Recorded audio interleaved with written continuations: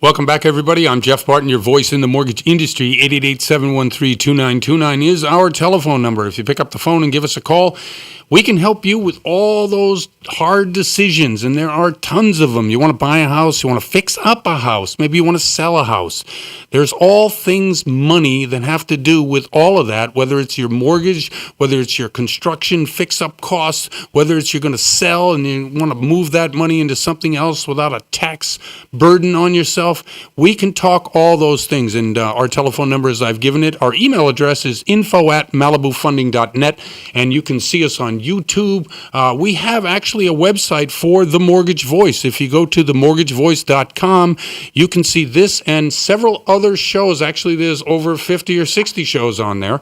Our history of the shows that we have recorded earlier in this year and last year, plus the future shows, and also our Las Vegas real estate show that we put on there as well as a bonus.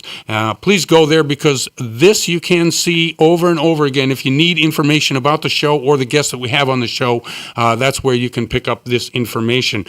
We bring great guests to the show, if I don't mind saying. Our next guest is no exception. Carl Lindenlaub from Martin Construction comes on about once, twice a year to talk about what's happening in the construction world and how it will affect you both in price and planning. Carl, how are you?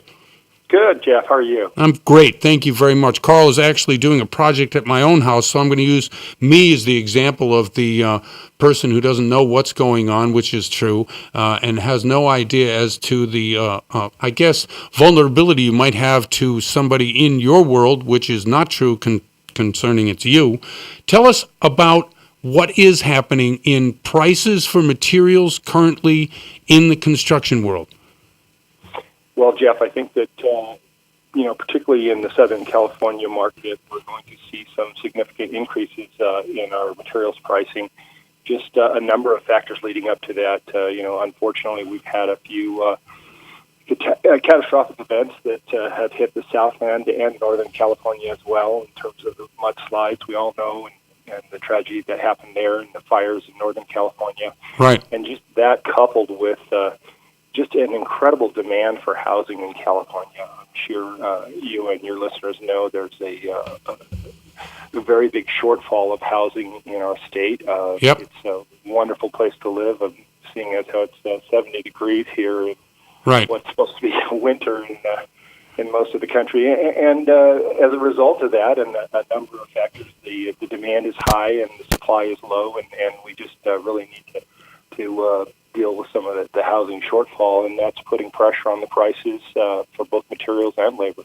Now, do you think, and it's interesting, because we have obviously demand for lumber, for boards, and where they come from, whether they're imported from other countries, like cement, like steel. We were talking about tariffs, not on the show, but off air, and how that's going to affect. Do you see any relief to what I would say is both the cost of materials and then the transportation of those materials to where we can bring it to consumers like yourself so you can go and build houses? I don't really see a lot of relief, I'm sorry to say. I think that those prices are going up and continuing to go up. Again, it's a supply and demand equation. But I think that in terms of the California market, we're not only dealing with the materials costs, but increased labor costs. I mean, right. Just our insurance costs are always increasing. We certainly want to take care of our workers and of our population in general, so we're experiencing a great deal of costs in care, obviously, and that's driving up our workers' comp costs. Yep. So all those factors coming together just raises the price of the construction industry, and we pass that along to the consumer. We do our best to keep those in check, but we're faced with rising costs on both ends there. We talk all the time on the show about the lack of housing, about what the cities and the states can do about it. Obviously, this labor issue that you're talking about, I'm a consumer. I have a choice between hiring somebody without a license who may or may not have illegal or qualified people on the job site versus paying the extra cost to go with the most experience and the best qualified people. Do you find in obviously your world that this becomes a factor when you're looking and bidding for jobs? Well, sure, Jeff. I mean, there's obviously a whole debate in our country about immigration, and Right. I don't want to get into that. I believe that our country is founded on immigrant labor, but I think that there's also a proper way to do that. And the problem is that if I, as a general contractor, or you, as a homeowner, goes around the laws that are in place, we're both opening ourselves up to legal liability. If I hire someone who's not licensed or doesn't have legal status or is just not following the rules in general, doesn't have the proper insurance, then if something happens, God forbid, to that person, we want to be responsible. We want to we want to do things the right way. We want to make sure that that person's taken care of, that their family's taken care of. And I think that the homeowners that are out there that we deal with feel the same way. Okay. And, in planning for a job, let's just switch gears a little bit. You come to the house and you scope out a job. Like for us, let's say we want to put up a garage at our house. Explain the process by which, when you meet the customer, when you discuss the job, and then some of the steps you get to before you actually hand them, this is what it's going to cost. Well, I think one of the most important things is just a general feasibility analysis. So you want to take a look at the proposed project, and of course, you want to think through what's the purpose of this project, and how much money, from a client's point of view, how much money are we willing to put into it? Right. And then you need to start with the basics, the zoning laws. Does this comply with the zoning laws that are in place? If we're getting into a septic situation, does it comply with the rules that are in place there? All the planning codes that we have to deal with, and we want to go through that process first and make sure that we can build what we want to build before we even start down the road of designing. And that will actually help with the design process, because you don't want to go through the design project or process and design a project that can't be built for one reason or another, whether it's a blue stream or some Right. sort of environmental regulation that you course. can't get around. So it's best to do that. You want to have your surveys. You want to have your geology. That's another important step, especially if you're in an area that has any type of geology that's not stable. Or Well, that's Southern California all over, right? Exactly. I mean, every place here, from Palm Springs to the ocean, they all have seismic issues.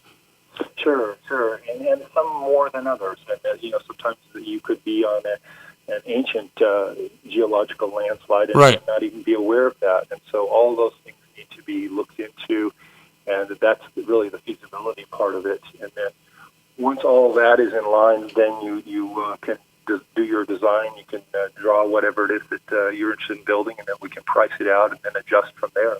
Make sure that it fits into your needs and your budget. Now, simpler jobs, bathroom remodels, maybe painting the outside of the house, things like that. Do you recommend that they that clients go to a local contractor, or do you think it's something you just drive down to the corner, pick up a couple of guys, and go do it? Well, I would say that if you're talking about painting the exterior of your home, you have to always weigh what your time is worth. I think that there are a lot of projects that homeowners can do on their own, Right. If they're willing to work on the weekends or after hours. But I would always caution people to be realistic with the time involved, and honestly, it always goes more than you think, even for those of us that are in the business. Right. But if it's Is that from experience, Carl? I mean, I saw you do that kitchen. Yeah, exactly. Exactly. And if it's a little bit more complicated, like a bathroom remodel, then you might want to bring in an expert tradesperson, because if you're doing plumbing or electrical, that's usually beyond the scope of the average homeowner. I agree. And you don't want to get into a situation where you have an electrical fire, or you've just done something that's not safe, or you're not insured, right? Project. Yeah, and then it's overwhelming, and it can take its toll on your personal health and sanity as well. Absolutely. Hey, this has been Carl Lindenlaub from Martin Construction. Carl, could you shout out your phone number in case somebody wanted to get a hold of you with some additional questions? Sure, Jeff. Our number is area code 805-405-8656. Okay, excellent. Thank you very much, Carl, for once again coming on the show and talking to us a little bit. We're getting to that spring cleaning and spring fix-up project time, so thanks for coming on the show. It's always a pleasure, Jeff. Thank you. And thank you very much. And I'm Jeff Barton, your voice in the mortgage industry. We'll be right back. You're listening to The Mortgage Voice with Jeff Barton. We'll be right back with more in just a moment. For questions or comments, send emails to info@malibufunding.net. Now, back to The Mortgage Voice with your host, Jeff Barton. Welcome back, everybody. I'm Jeff Barton, your voice in the mortgage industry. 888-713-2929 is the telephone number. Pick up the phone and give us a call. We've been talking mortgages, housing, cost of housing, construction, all the things that you need to know now. Obviously, we're getting through March. March looks like it's going to be incredibly wet this year, but right around the corner is going to be spring, and then you're going to want to do that fix-up, or you're going to want to sell your house or look to buy a new house. It's just the way the cycle goes here in Southern California. A lot of people showing up. They all want to buy here. So if prices are going up in your neighborhood, guess what? Probably going to continue to go up. Last year, 6.5% was the state average. The national average was about the same. We have pockets here and there which remain sluggish in terms of price improvement, but mostly everywhere, especially our listening audience in the Inland Empire, Rancho Cucamonga, San Bernardino, and Riverside areas, yes, prices are going up. And I wanted to bring to the show another expert from that particular area, and Maria is a owner of Inland Valley Funding, which is a company that does loans in the Inland Empire, and this is Maria Uribe we're bringing to the show. Hi, Maria. How are you?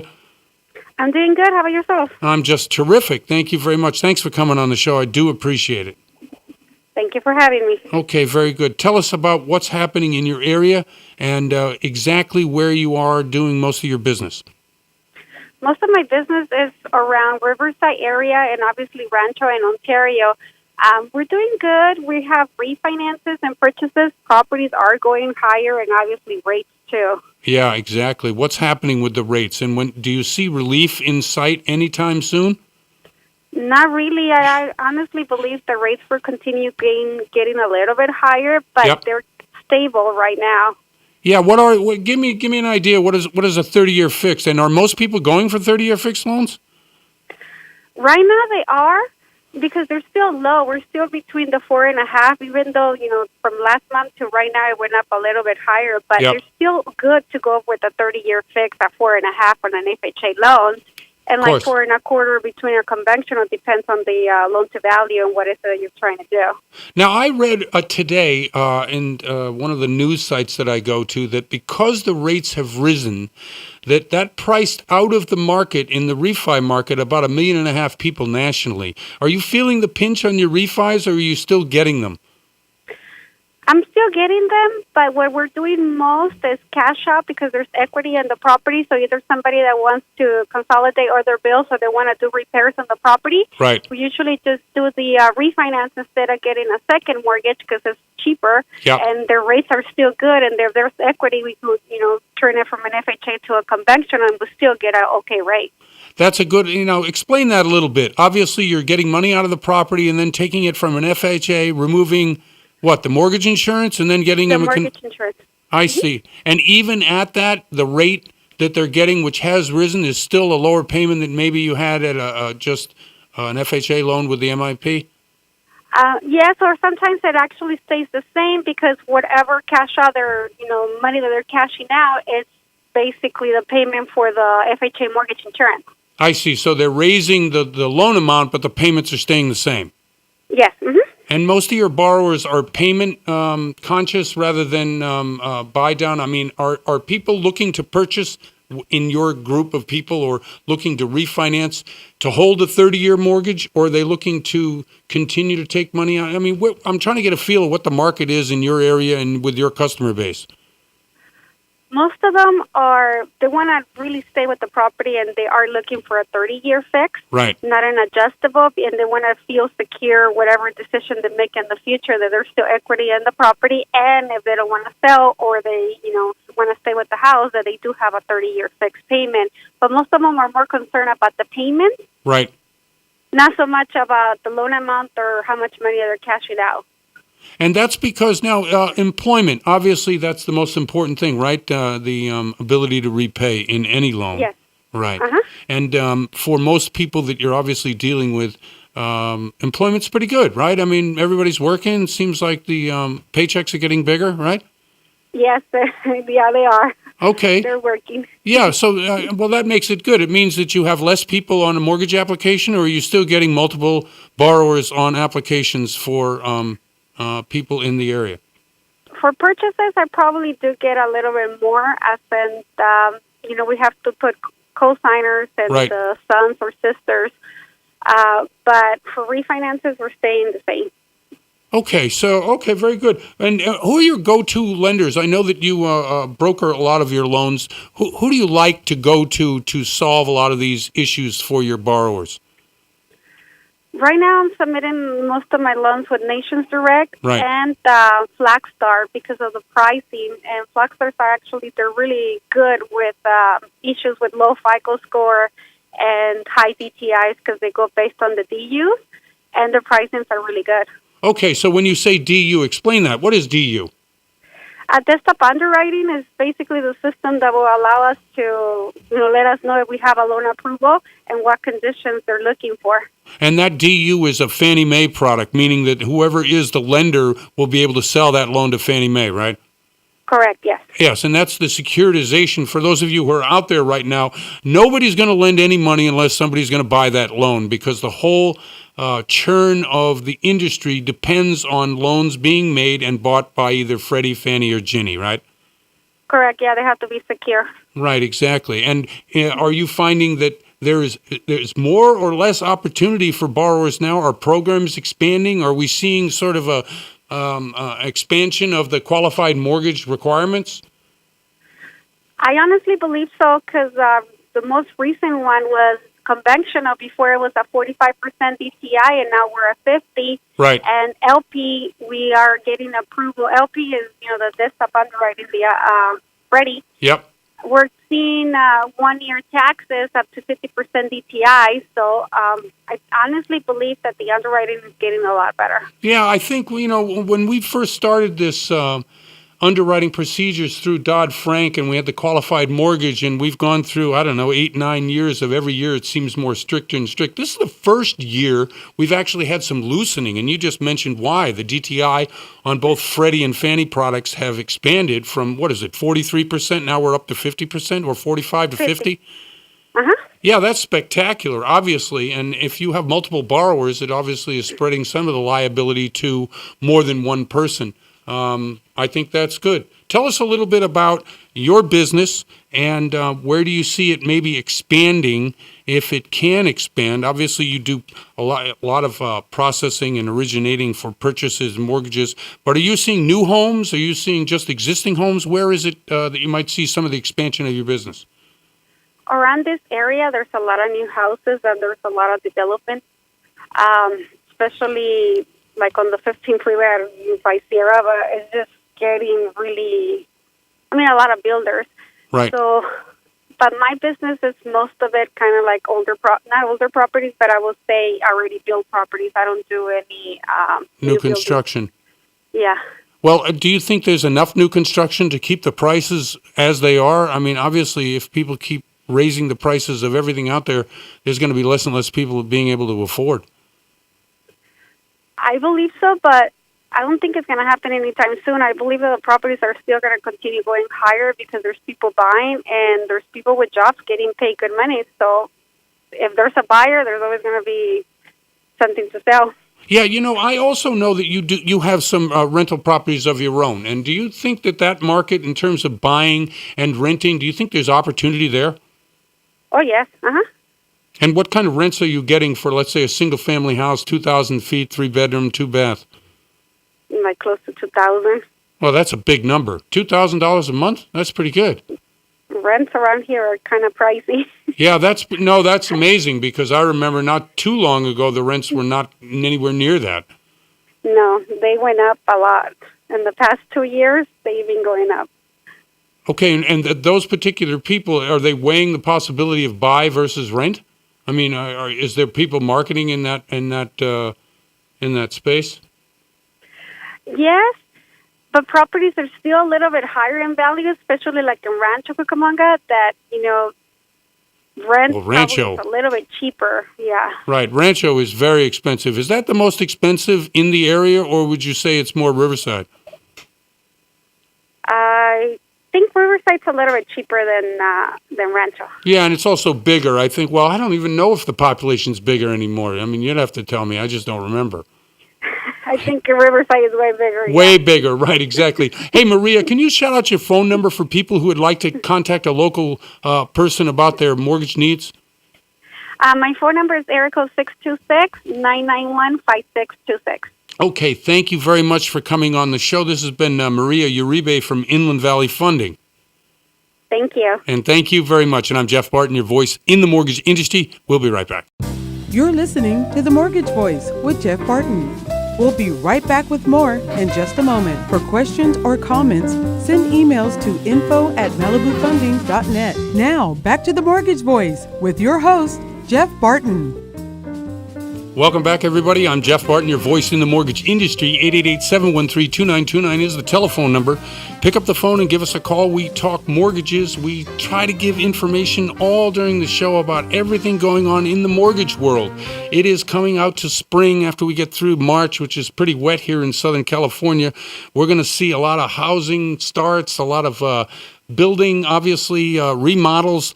We've talked on the show today about remodels, about pricing remodels, about trying to get the right people, about contractor licensed people versus non-people. We also talked to Maria Uribe, who is in the Inland Empire right now, and she does terrific loans for refinance and purchases. It was interesting what she was saying about purchases, in that there's a lot of new construction in the Inland Empire, but she's not quite sure whether the pipeline of new housing will get to the market in time to be able to hold prices down. She says currently they are, but as we all know, prices in Southern California went up about 6.5% last year. Some of the information, or actually a lot of the information I get for the show, comes through a terrific website, and it's a Mortgage News Daily, and the COO of that particular company is gracious enough to come on the show today. Matthew Graham. Matt, how are you? Hey, good, Jeff. How are you? I'm just fine, and thank you very much once again. I know you're busy. Yeah, I'm happy to be here. Okay, great. A couple of quick questions before we start off. Give us, I went through a little bit of your bio and what you do and where you came from. You originally started out in the mortgage business as an originator, right? Yeah, that's correct. From about 2002 to roughly 2007. Okay, and so with that experience and the changes that have come through Dodd-Frank or through a number of other regulatory aspects, whether it be the CFPB or other agencies, how do you see that, since you have perspective from where it was to where it is today, what do you see as a whole of what's happening in the industry? In terms of guidelines as they relate to how difficult or easy it is to get a mortgage? Is that absolutely? That's very well said. Yes, that's exactly what I mean. Sure. So it's tough to say where things should be because 2005 or 2004, 2006 timeframe kind of distorted what reality should look like. Certainly, things were more aggressive than they needed to be during those days, and I think a lot of the pullback in credit availability, they call it, how hard or easy it is to get a loan, was a function of how badly everybody got hurt during the mortgage meltdown. So there was a sharp pullback in what was available, 2007 through 2009, and it's slowly been building back to a more robust availability of credit. So more people can get loans. Is it as robust as it should be ideally? I don't know. I think we are getting close in many regards. Some people will point to certain types of loans and say that the world is going to end just because there's an interest-only loan or a certain adjustable rate loan. Right. But by and large, I think that investors learned a painful lesson from the meltdown, and they're not eager to repeat the mistakes of the past in that sense. Do you think we will ever wean ourselves off of Fannie, Freddie, and Ginnie? Get back to more of a 50-50 private sector loan situation, or do you already see that happening? No, I definitely don't already see that happening. Right. And I think most consumers, if they really dug into the background of all that, might not want that to happen. It really depends, because I personally currently don't see a private capital solution that's going to keep rates as low as they otherwise would be. Reason being, and I'm sorry, I don't know if you've talked about this on your show before, there's now effectively a government guarantee on Fannie and Freddie. There didn't used to be, kind of used to be implied, right? Right. But now with the conservatorship, and there's effectively a government guarantee, and that's worth a lot of money to investors in terms of certainty of getting their principal back. And So, that's a great point. The certainty or the lack thereof, if we had a more of a private sector secondary market, which is really what I've been trying to, I guess, pontificate about on the show several times, is that unless we have that, there is no real market in the mortgage industry, which means that a lot of this, which we've seen politically, whether you're a right or a left person, it doesn't matter. But when those entities are attacked that are funding or supplying money to this, and that it artificially is holding rates at a certain place, do you think that's a good thing? Obviously it is for investors, but do you think that's an overall good thing for the economy and the market? which thing specifically? Just holding rates to where they are by artificially propping them up with guaranteed money by the federal government. If loans go bad, they're going to bail them out.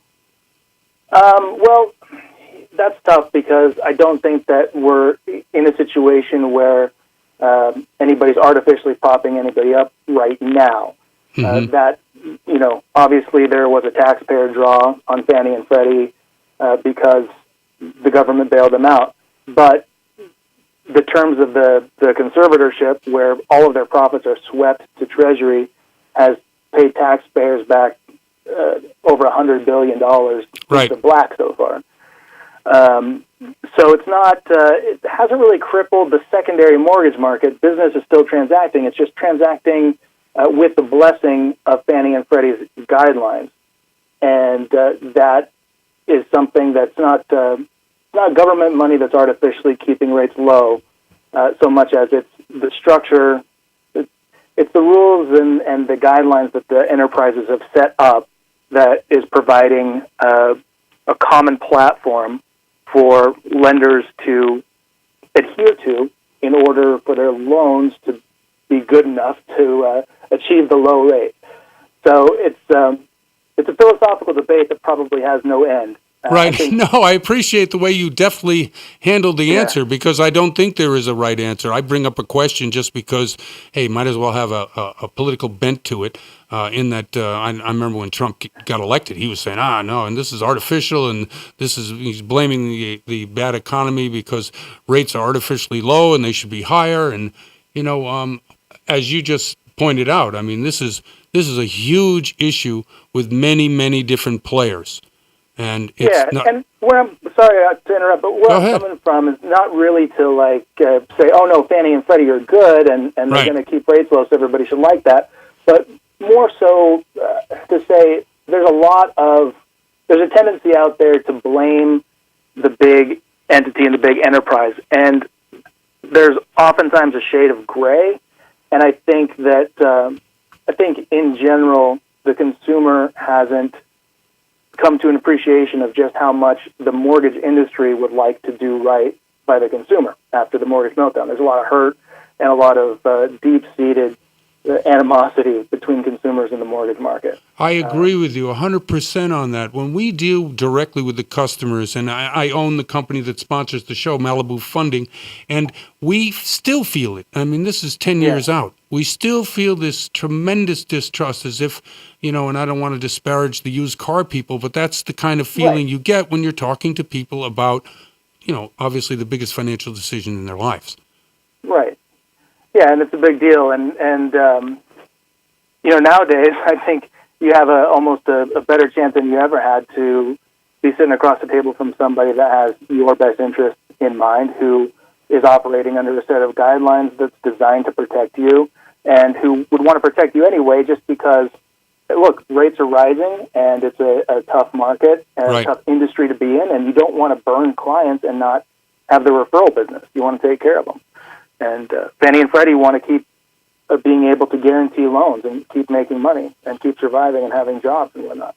So everybody's trying to do a good job right now, and I think that's something that's important for consumers to understand. It's also important for people on the origination side to bear in mind their responsibility to consumers. But, just trying to bring people together, share the love. Right.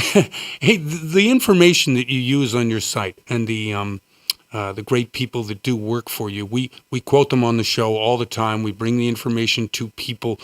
Where do you obtain this? Is this culled through, obviously endless hours on governmental websites as well as particular databases? I mean, you have some great people who bring that information to us.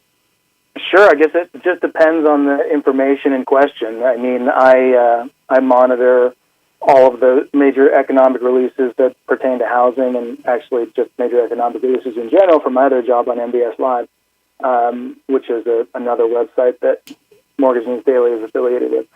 And, we will write up any of the housing-related economic data, any news that's relevant to the housing market. Right. And some of our reporters have their own sources that they've cultivated throughout the years, and it's a little bit more proprietary in that regard. But just keeping your ear to the ground and then trying to report that to the public. Well, we always credit all your people because I think that's the way it should be done. People who do the work need to be credited, and obviously we enjoy it, love it, and I think our audience also does. Listen, we're running out of time. I really appreciate you coming on the show, Matt. Yeah, great to be here. Thank you very much. Keep up the good work. Thank you very much, and I appreciate it. This is Matthew Graham, and his company, Mortgage News Daily, is a great contributor to the show. Thanks You're again, Matt. And listening I'm to Jeff The Barton, your Mortgage voice in the Voice mortgage with Jeff industry. Barton. We'll be right back. We'll be right back with more in just a moment. For questions or comments, send emails to info@malibufunding.net. Now, back to The Mortgage Voice with your host, Jeff Barton.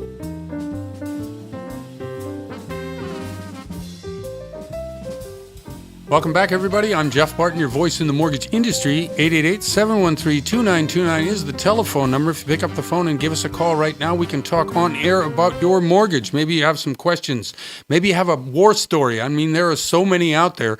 We've had some terrific guests on the show today talking about both the historic elements of what we went through during the 2004 through 9 rise and then absolute crash, and then obviously the climate from then to today, which we are in springtime almost, the 2018 wet season, as I have said, here in Southern California in March. We need it. I'm glad we have it. I wish we had it a couple of months ago so we didn't have those horrible fires, which again have affected the market. Yes, they have. Why? Because product is eliminated. If we're talking about, hundreds, if not thousands of properties which have been burned or destroyed during the fires, the largest fire in California history. What's the name of that fire again, Daryl? It is the Thomas Fire. The Thomas Fire, right. And just through through Ventura County and Santa Barbara counties, I believe. Started in Santa Paula and worked its way to Montecito in Santa Barbara. Yeah. Just awful fires. Anyway, that's one of the reasons why we have a shortage of housing in those particular areas, which puts a squeeze on housing everywhere. Obviously, the cost of money. Yes, go ahead, Daryl. I mean, I was just going to say that's a 35-mile swatch. I mean, it's unbelievable. I mean, how many hundreds of thousands, if not millions of acres that were burned and scorched right behind the studio here. The whole hill went up. Yeah, 10 houses away. 10 houses away. And one of the things that Daryl was saying to me off air was that when they were evacuated from this particular area, there was nobody here. No fire truck, nobody watching the houses. I mean, it all could have gone up. We're very lucky, right? Extremely lucky. And then, of course, with the hillside burned, along came the rain and Well, that's the issue we're dealing with now, is Yeah, that the mudslides and the drain, and then, of course, when the 101 freeway outside, really right down the street from here closed. Yeah. Is awful. Anyway, so what we try to do and what we're going to do right now is talk a little bit about what's going on in the for rates locally. I went to the website, which I usually do. The guy, Matthew Graham, who is very gracious to come on the show, the chief operating officer, and his particular site. So I pulled off some rates today, and just the average rates here locally, 30-year fixed rate, 4.5%, actually 4.55%. And this is a sort of a amalgamation of a lot of rates from different lenders. So that 4.5% represents probably half a point to 3/4 of a point rise from a year ago when we were still getting rates in 30-year fixed 3.75 to 4%. And we are looking at long-term rates here in Southern California going up. Obviously, that hurts anybody who wants to refi, but as Maria Uribe was saying earlier in the segment, and she's in Inland Valley Funding in the Inland Empire, she was just saying that a lot of people are taking money out of their house because the equity has gone up significantly. Now, for someone in the Inland Empire to understand where that has come from 2008 to today, where I believe we had 50% or more of the properties underwater in 2008, and now we've got equity enough in the properties to be able to take money out, to be able to keep the rate the same, and to be able to go from an FHA where you had mortgage insurance premium to a conventional 30-year fixed. That's a big deal. Why is that a big deal? Because it says that the market is strong, that housing is strong, although there's not a lot of it. If you're looking for a new house and you want to be able to get financing for that house, obviously you can give a lot of these people on the show a call. You can also call us at 888-713-2929. Malibu Funding, Inc. sponsors the show, The Mortgage Voice. Their NMLS number is 79620, and I'm a loan officer for that company. And I'd be happy to talk to you at any time about mortgages, about what your information is. We have local agents all over the Inland Empire, as we do in 10 different states here in the United States. The newest state that has come online is Washington State, and it is beautiful place, beautiful area. We talk from time to time with people from all over these areas just because what we need to do is broaden the scope of what you consider a place where you could live. If you're living comfortably right now and you're listening to the show and you're thinking, wow, this is great. Well, what's it going to be like when you want to retire? What are you going to do with the house when you retire? You're probably going to look at the asset and go, well, we are house rich and cash poor. Well, there are a number of different areas in the country that you could move to and live very well. Buy a nice house for $200,000-$300,000 and have a nest egg from the house that you sell here in Southern California. A lot of people do that. I have a friend of mine who moved to South Carolina not too long ago. She's a loan officer for Malibu Funding, and she sold a house out here for $700,000, bought a house there for $300,000. That was a 12-acre horse property in South Carolina, next to a pretty large city. So she's very happy and doing considerable business there. The 15-year fixed rate loans, 3.91%. So that's still pretty good if you're looking at a maybe a little bit higher payment but a shorter term. I know a lot of people like the 15-year. Let's say you've been in the property for 10 years. You're probably just starting to pay down on your principal a lot more, and you're thinking, why do I want to do this? I don't want to start the clock all over again at 30 years, even though I need to take $50,000 out of my house because I have some medical bills, or I maybe want to put somebody through college. I've got some issues to deal with renovating the house, maybe a new roof because the rains have brought a lot of issues up about the property. Well, in the 15-year, you can keep the payments very similar to what they would be or were, and obviously get it paid off in 15 years. Myself, last payment I just made. So after many years in the property, I have paid off my house. And believe me, at 63 years old, it is a terrific feeling not to have to make that monthly payment. Although the money seems to disappear anyway. So I don't know where it goes. If you're out there and you're listening to me and you're shaking your head going, yeah, I know all about that. The money, that mortgage payment just seems to still go. So it's not like I'm banking it, although we have to start to make a better understanding of where that money goes, because I know where it goes. As we said when Carl Lindelof came on the show from Martin Construction earlier, we have a project going on at the house. We didn't have to take money out of the house. Why? Because we don't have to make the mortgage payment anymore. So now we're just going to pay Carl to come in and fix the house. And these are little things that we're doing around the house, but they really make a difference. We have track lighting. Anybody out there has track lighting from the 70s? Well, we still have track lighting. We are now going to put a little bit of a drop ceiling in and get canned lighting. It sounds like it's not that big a deal, but we have a pretty big ceiling, and it's going to cover the entire house. It's like an 80s style house, almost like a ski chalet where you have a slanted roof, exposed beams, and so we're going to do a little bit of a drop ceiling, put in canned lighting, and yeah, it's going to cost us about $2,000 a month for a year. So that's exactly what we're happening.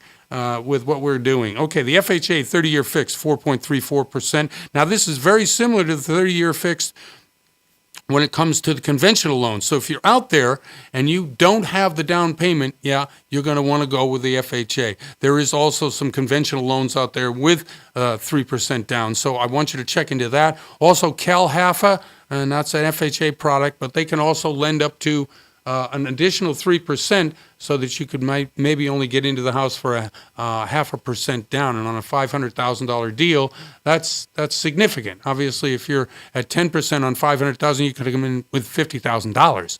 If it's less than that, if it's 3%, well, you figure it out. At $500,000, 3% is what? Come on, everybody, math majors, what is it? You're right, it's $1,500. So that's a big, significant savings. And if you're out there and you're thinking about that right now, you should consider giving us a call so we can help you wend your way or find your way to the best possible deal out there with the many number of lenders that we do work with. Does anyone know what the LIBOR is? I know we bank all our, we don't bank, but in terms of being rhetorical, what we do in the industry is we link everything to a rate, to an exchange. The LIBOR, the London exchange rate. Now, it's called the London exchange rate because that is the cheapest and most steady rate, which doesn't rise up or down that much, and it's tied to the bond market in certain areas. If we're going by that particular rate, the Fed is looking to give that a little competition.